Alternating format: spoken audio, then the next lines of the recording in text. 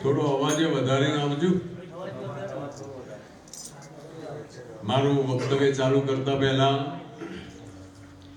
જ્યાં જ્યાં ગાદીએ આમંત્રણ હોય અને મારે જવાનું થાય છે ત્યાં આપણી ગાદી તરફથી બોલાવનારનું સન્માન કરીએ છીએ. એમાં આજે પણ અમારા ધનજીભાઈએ 2-4 મહિના પહેલા મને આ તારીખ બુક કરાવી હતી, એટલે મારે આવવાનું થયું છે. આટલા બધા મહાપુરુષો અને આપ સૌના મને દર્શન કરાવ્યા, એટલે ધનજીભાઈને એમના પરિવારને ખૂબ ધન્યવાદ. હું સવારનો આવ્યો છું, એમના ઘરે પ્રસાદ લીધો, ત્યાં આરામ કર્યો અને અહીં આવ્યો છું. એટલે એમના પરિવારને ખૂબ મારા વંદન છે. મેં પૂછ્યું પણ ખરા કે આજનું આ ગાદીનું સન્માન કોનું કરીએ, તો ધનજીભાઈ તરફથી જ મને કહેવામાં આવ્યું છે કે મારા કાકા શ્રી કરશનદાસનું સન્માન ગાદી તરફથી કરો. તો મુરબ્બી ત્યાં ઊભા રહો, હું મોકલું ભાઈને ત્યાં. શંકર મહારાજના મારી સાથે ઊંઝા પાસે મકતુપુરથી શંકર મહારાજ આવ્યા છે, એટલે એમના હાથે મારા ત્યાં ઊભા રહો. આપણી માલોસણાની ગાદી તરફથી એમનું સન્માન કરીએ. સદગુરુ મહારાજ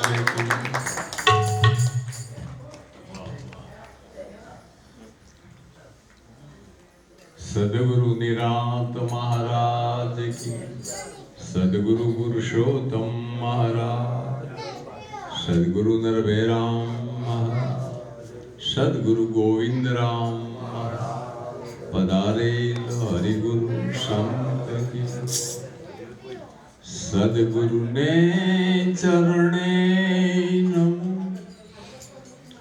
માગું પ્રેમ પ્રસાદ, દયા કરીને દીજીએ હરિરસ અમૃત સ્વાદ. સંત સમાગમ કરે સર્વથી ઉચ્ચ કહાવે, વામે સઘળા દુઃખ સુખ શરણાગત પાવે. પ્રથમ જય શ્રી રામ વદનથી વચન ઉચ્ચારે, પૂર્ણ જેનો ભાગ્ય સંત દ્વાર પધારે. राम नाम के भोज संत साथे महाभारी, जा जा करे मुकाम असत की करे खुआरी. अधर्म करे उथाप धर्म को स्थापन स्थापे, फरे मुलक निमाय अभय पद संत ही आवे. सदगुरु महाराज પૂજનીય ગોવિંદરામ બાપુની આ 91મી જન્મ જયંતિ, એ પ્રસંગે મંચ ઉપર ઉપસ્થિત બધા જ અધિકારી મહાપુરુષો, આ ગાદીના આચાર્ય આદરણીય ભરતરામ મહારાજ અને આપ સૌ સંત ભાઈ બહેનો. સાણોદામાં તો ઘણા વર્ષોથી મારે પણ આવવાનું થાય છે, કદાચ આ 2 વર્ષથી નથી આવ્યો, પણ પૂજનીય ગોવિંદરામ બાપુના સમયમાં પણ ઘણી વાર અહીં આવ્યો છું. ગોવિંદરામ મહારાજની જન્મ જયંતિ આજે ઉજવાય છે, ત્યારે આપણે એના ગુણ ગાવા જોઈએ, કારણ કે જેના નિમિત્તેનું આજે ભજન છે, અને એ ભજન પણ અમારા ધનજીભાઈએ બહુ ભાવથી રાખ્યું છે, એટલે ફરીવાર એમને ખૂબ ધન્યવાદ. સંતો પોતાના જીવનમાંથી આપણને પ્રેરણા આપે છે, કારણ કે વાણી બોલવી એ વાત અલગ છે, અને વાણી પ્રમાણે રહેવું એ વાત અલગ છે. શાસ્ત્રકારોએ લખ્યું કે વેદ ઉદ્દી બિન ગુરુ लिखे लागे लौन समान, बादर गुरुमुख द्वार वहे अमृत पे अधिकार. શાસ્ત્રો અને સંતોના શબ્દો સીધા જેમ સમુદ્રનું પાણી સીધું પીવાય નહીં, એ જ સમુદ્રનું પાણી સૂર્યપ્રકાશથી બાષ્પીભવન થઈને વરસાદ દ્વારા આવે તો અમૃત જેવું. એમ સંત મહાપુરુષોના શબ્દો ફક્ત ભજન ગાવાથી નહીં સમજાય. કારણ કે ભજનમાં તો એ મહાપુરુષોએ એમનો અનુભવ લખીને ભજનમાં પડીકું મૂક્યું છે. પડીકું, એ પડીકું જ્યાં સુધી કોઈ ખોલે નહીં ત્યાં સુધી એનું અર્થ, એનું રહસ્ય આપણને મળે નહીં. ફક્ત ગાવાથી આ વાત પ્રાપ્ત થાય એવી નથી. કારણ કે એમણે લખ્યું એ તો એમનો અનુભવ છે. એ અનુભવ આપણને ક્યારે થાય કે વાત સમજીએ તો. અને એ વાત સમજવા માટે કોઈ અનુભવી પુરુષના મુખ દ્વારા, એટલે તો નિરાંત બાપુએ લખ્યું, હર દિન તાગ્રહીને રે સેવા દાખીએ રે જી, એ રાખીએ નિત્ય નિત્ય નવલો ને, ખરા ને ખોટાનું રે થાશે તને પારખું રે. એ ભળશે માય સંતો તણો રે ભાગ. સંતનો ભાગ મેળવવો પડે. ધનજીભાઈ ભાગ મેળવ્યો છે. કારણ કે એક વખત આપણે બધાએ ગુરુને તન મન ધન બધું આપ્યું છે. હવે માલિક તો આપણે નથી, હું તમે કોઈ છે ગુરુનું. તો ગુરુના માર્ગે કોક વપરાવું તો જોવે ને. અને ના વપરાય તો પછી ધોળા કોટવાળા આવે, કાળા કોટવાળા આવે, ને તો ખાખી કોટવાળા તો આવે, દંડા મારીને લઈ જાય. એટલે આપણને આના કોઈ માલિક થવા જેવું નથી. કારણ કે સમર્પણ કર્યું છે સદગુરુ. એટલે હવે તો વહીવટ કરવાનો છે આપણે. અને એ ભાવ, એ ગુરુ નિષ્ઠા જેની કાયમ રહેશે ને એની પાછળ આમાં ભજન થાય. મારે ગોવિંદરામ બાપુને યાદ કરવા પડે. સાધુ પુરુષ મેં જોયું છે કે ઘરેથી ટિફિન આવે, ઘરેથી ટિફિન આવે, સવારે નાહી ધોઈ ઘરે.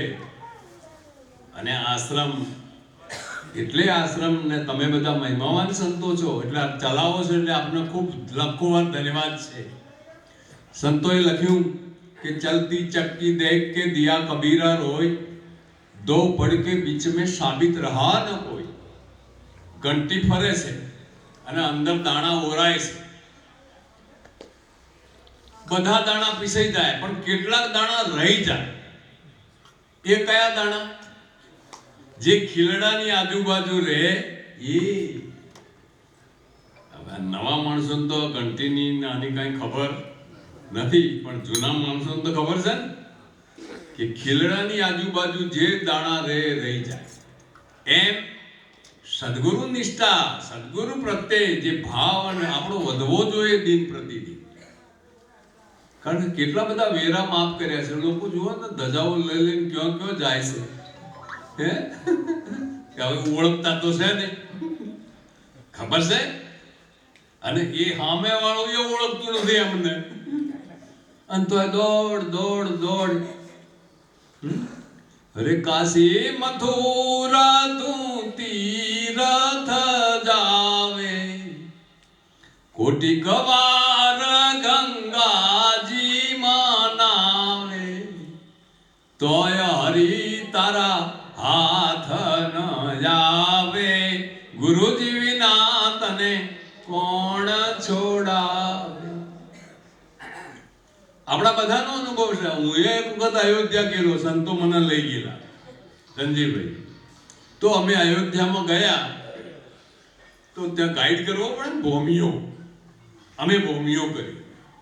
ભોમિયાને કહ્યું કે ભાઈ આ અયોધ્યામાં ભગવાન શ્રી રામના વખતની જે ઓરિજિનલ બાબત હોય ને એ બતાવવાની, નકલી અમારે જોઈ. તો ગાડીમાં અમે બધા ભક્તો, એટલે ગાડી ઉપડે એટલે ભજન બોલીએ ને, એટલે પેલા હિન્દી ભાષી ગાઈડ હતો. છે કોઈ ભક્તો બધા, તો અમને દશરથના મહેલ આગળ જઈને ગાડી ઊભી રાખી. હવે કલર નવો કરેલો. અમે પૂછ્યું ભાઈ આ ઓરિજિનલ દશરથ મહારાજના વખતનો મહેલ છે? કલર અમારે તો 40-50 વર્ષ થાય ધાબાવાળા મકાનો ખખડી જાય છે, અને આ તો એવું ને એવું એ વખતનો છે. કે ના ના, એ તો નકલી છે. તો કેમ લાવીને ઊભા કર્યા? કઈ ના મહેલાલ એ પણ એ સ્થિતિ, કલર કરેલો. અહીં અયોધ્યામાં ઓરિજિનલ શું છે? તો એને કહ્યું કે અયોધ્યામાં 3 વસ્તુ ઓરિજિનલ છે. બતાવો, ઓરિજિનલ હોય ત્યાં લઈ જાઓ અમને. તો સરયુ નદીના કિનારે લઈ ગયા. તો ત્યાં ગાડી ઊભી કરી એટલે જોયું કે સરયુમાં કે ભગવાન શ્રી રામના વખતમાંથી એ જ છે. એ ઓરિજિનલ ખરી? ઓરિજિનલ જે ભગવાન શ્રી રામના વખતમાંથી એ જ સરયુ અત્યારે છે. ધન્યવાદ. બીજું તો કે અયોધ્યાની ભૂમિ ઓરિજિનલ છે. એ પણ વાત બરાબર. હવે ત્રીજું બતાવો. એને ખબર પડી કે આ બધા ભગત છે. તો કે રામનું નામ ઓરિજિનલ છે. પેલા બે તો બતાયા, આ બતાવો ને रामનું नाम है क्या? तो वो तो हम नहीं जान सकते, वो तो भगत लोग जानते हैं, मैं नहीं जानता. अरे वेद पुराण 18 कहावे, शास्त्र सकाळ मुखे करी गावे, मूळ वचननो मरम न पावे, गुरुजी विना तने कोण छोड़ावे. તો રામનું નામ શું છે? બતાવો. તો નિરાંત મહારાજ લખ્યું, અરે રામ